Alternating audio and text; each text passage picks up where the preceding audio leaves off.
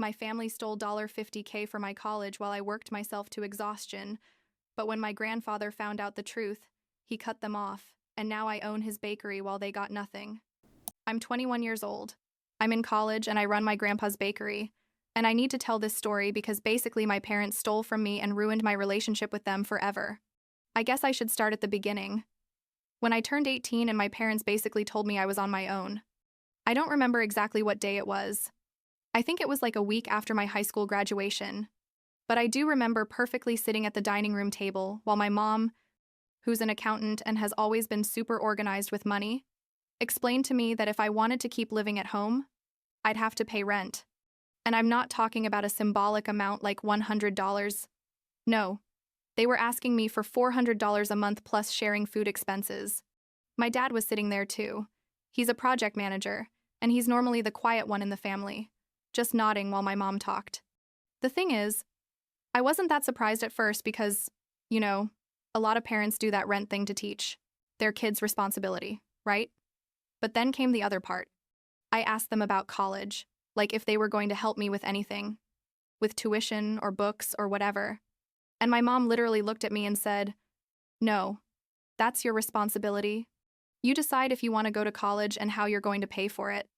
I remember my dad didn't even look me in the eye. He just kept looking at his phone like the conversation wasn't about him. I just sat there like, seriously? Because my younger sister, Stephanie, who was like 16 at the time, was already talking all the time about the colleges she wanted to apply to, and my parents always said things like, "Don't worry, honey. We're going to make sure you go to the best college possible." But anyway, I thought, maybe it's because I'm the oldest. Maybe they want me to be more independent, or something.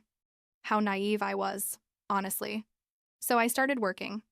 I got a job at a cafe that was like 20 minutes from the house. I worked from 5 in the morning to 1 in the afternoon most days, and then I enrolled in community college because it was all I could afford. Classes were in the afternoon and evening, so basically my routine was waking up at 4 in the morning, working at the cafe, making coffees and cleaning tables until 1, running home to eat something quick, going to classes from 3 to 9 at night, getting home around 10, doing homework until midnight or 1 in the morning, and sleeping like 4 or 5 hours. And this was every single day for months. Literally every day because I also worked weekends. Oh, and I also started doing baking jobs on the side because my grandpa William, who owned a bakery, had taught me how to make cakes and cookies when I was a kid. So I made cakes for birthdays and events on weekends to make extra money. I was exhausted all the time. Like that tiredness you feel in your bones. You know? Meanwhile, my sister Stephanie was living her best life. My parents bought her a car. When she turned 16, a brand new Honda Civic, one of those from that year, and they never bought me anything. I was driving around in a car I bought from a neighbor for $2,000 that broke down every 2 weeks. No exaggeration. Stephanie had new clothes all the time, went to concerts, went out with her friends to restaurants, and my parents paid for everything. Everything. She never worked a day in her teenage life. And the worst part is that when I got home after working all day in classes, she was there in the living room watching Netflix or in her room that my parents had completely remodeled with new furniture and a giant TV. My room was still the same as when I was 12, with the same ugly curtains and the same bed that creaked every time I moved. I tried not to think about it too much because, what could I do? But there were moments when it was impossible not to notice. Like when Stephanie turned 17 and my parents threw her a huge party. They rented a hall and everything, with a DJ and catering, and spent like $3,000 or more.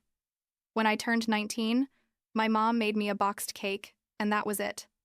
We didn't even go out to dinner.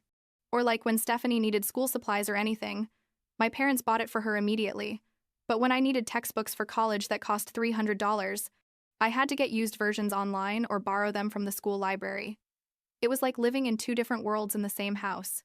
It went on like this for like 2 years. 2 years of working like crazy, barely sleeping, basically living off ramen and cheap food because I had to pay rent and save for tuition. My grades were good, because literally all I did was work and study. I had no social life, didn't go out with friends, nothing. And my parents never, ever asked me how I was doing or if I needed help. It was like I was invisible in that house. The only person who cared about me was my grandpa William. He called me often to ask me how things were going, and I always told him everything was fine because I didn't want to worry him. My grandpa was already retired. He and my grandma were traveling and enjoying their retirement after working in the bakery for like 40 years, and I didn't want to ruin that for them. But one day, I was like 20 years old at that point. I was particularly tired and frustrated because I had just seen my parents talking with Stephanie about the colleges she was going to apply to. The three of them were sitting in the living room looking at brochures and talking about campuses and dorms, and my mom said something like, "Don't worry, my love. We're going to cover everything, tuition, the dorm, books, everything you need." And I was standing there in the kitchen, literally had just come home from working a double shift at the cafe because a coworker had gotten sick, and I felt something inside me break. I didn't say anything at that moment. I just went up to my room. But later I called my grandpa and I think he noticed in my voice that something was wrong because he asked me directly, "Allison, what's going on?" And then everything came out, like verbal vomit. I told him everything. About the rent, about having to pay for my college alone, about working 2 jobs and making cakes on weekends, about Stephanie's car, about everything. And there was a silence on the phone that lasted like 10 seconds, which felt like forever. And then my grandpa said something that changed everything. He said, "Allison, did your parents never give you the money I gave them for your college?" And I was like, "What money?" I didn't know what he was talking about.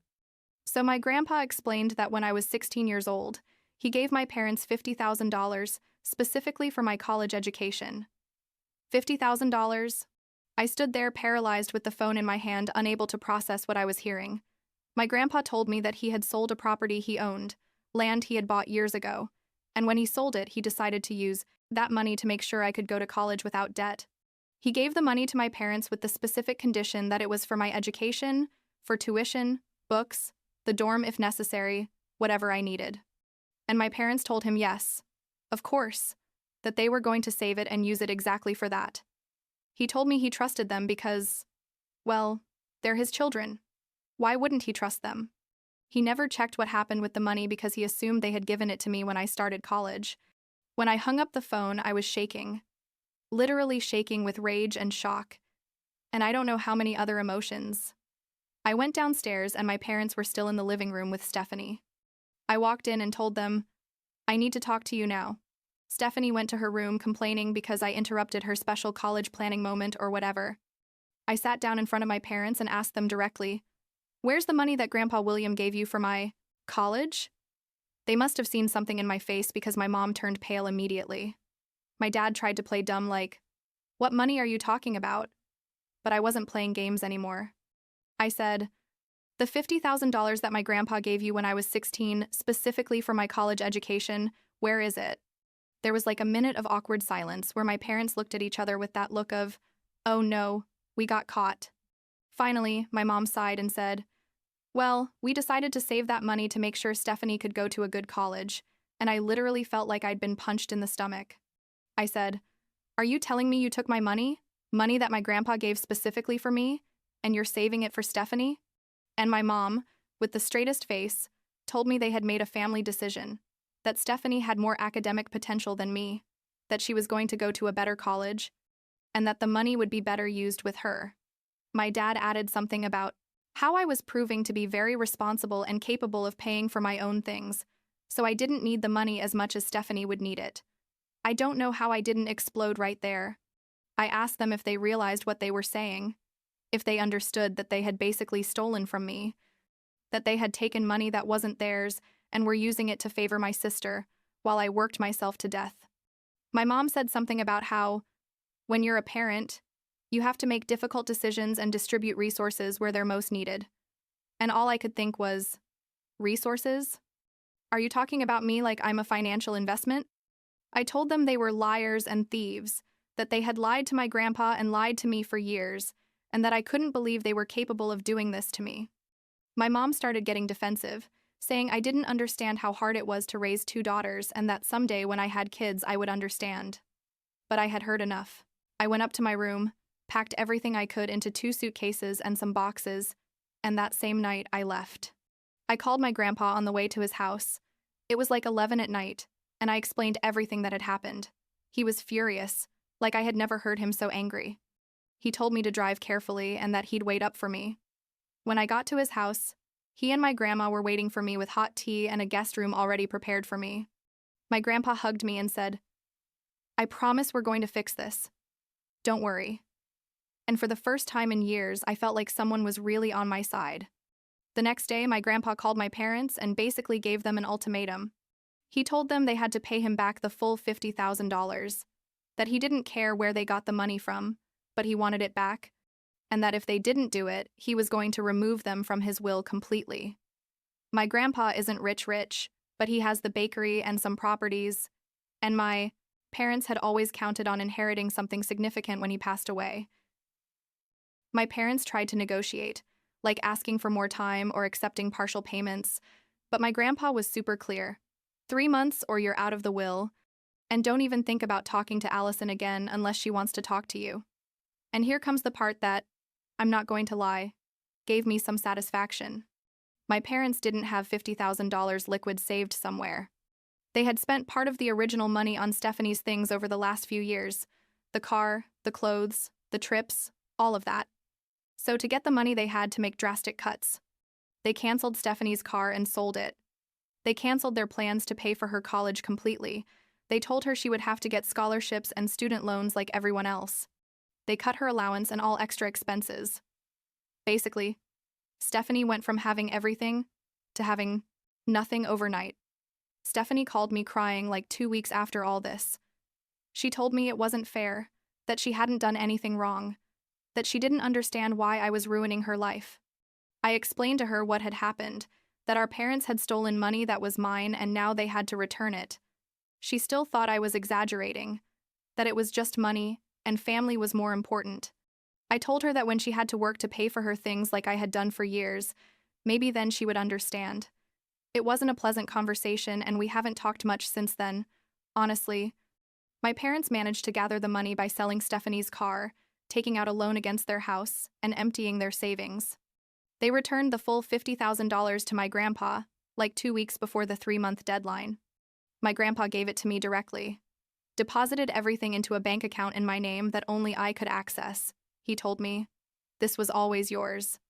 Now make sure you use it to finish your education, and for whatever you need." I paid off everything I owed from community college and transferred to a 4-year university to finish my degree. I didn't have to work as much anymore. I could focus on my studies, and for the first time in years, I could sleep more than 5 hours a night. But the story doesn't end there. My grandpa made me another offer like 6 months after all this drama. He and my grandma wanted to travel more. They wanted to enjoy their retirement without worrying about the business, and he asked me if I'd be interested in taking over the bakery. He told me he had seen how I worked, the cakes I made on weekends, and that he knew I had talent for it. He offered to transfer the business to me, with him guiding me at first obviously, and for it to be officially mine when I graduated from college. I didn't think about it much. I said yes almost immediately. I had always liked baking. It was the only thing that relaxed me when I was super stressed, and the idea of having my own business, something that was completely mine, sounded like a dream. So the last few months I started spending more time at the bakery, learning the business side I didn't know, how to manage inventory, suppliers, finances, all of that. My grandpa is a master at teaching, super patient, and he's taught me all the secrets of his recipes that people in town love. The bakery has customers who have been going there for decades. It's like a local institution, and it was way more successful than I thought. I graduated from college like 3 months ago, with a degree in business administration, without student debt because I used the money my parents finally returned, and now the bakery is officially mine. My grandpa signed all the papers and everything is in my name. Stephanie had to get a part-time job at a clothing store to help with her expenses. My parents are paying for part of her college, but she has to cover the rest with scholarships and her own money, according to what my grandma told me. Because she still talks to my mom sometimes, Stephanie is struggling quite a bit with the transition. She never had to budget or worry about money, and now she has to think twice before buying anything. Part of me feels bad for her because I know it wasn't directly her fault. It was our parents who made those horrible decisions. But another part of me thinks it'll do her good to learn to fend for herself. You can't live your whole life expecting someone else to pay for everything. As for my parents, my grandpa kept his word. He removed them completely from his will. Everything he has, The bakery, that's now mine, the properties he owns, everything is going to stay in the family, but not for them. My grandma is still in the will, obviously, and some cousins, but my parents aren't going to receive anything. My grandpa let them know this in writing, with a lawyer and everything, so it was super clear. My parents tried to fix things with me, like twice.